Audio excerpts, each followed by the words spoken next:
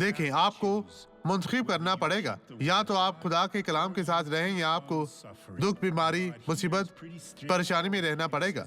خدا یہاں بہت واضح کہتا ہے، وہ یسایہ 54 آیت 16 میں اس طرح درج ذیل کہتا ہے، دیکھ میں نے لوہار کو پیدا کیا جو کوئلوں کی آگ دھونکتا اور اپنے کام کے لیے ہتھیار نکالتا ہے، اور غارت گر کو میں ہی نے پیدا کیا کہ لوٹ مار کرے۔ اگر آپ خدا سے سیکھیں گے تو آپ کو برکت ملے گی، کیونکہ خدا آپ کی زندگی میں عظیم کام کرے گا۔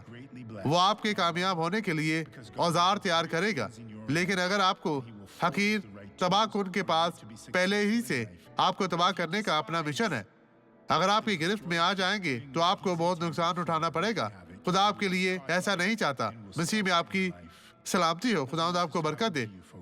اب اس شخص کی گواہی کو دیکھیں۔ کیا ہوا تھا بہن؟ یہ ایک انحراف ہے جو 20 سال سے زیادہ عرصے سے چلا آ رہا ہے۔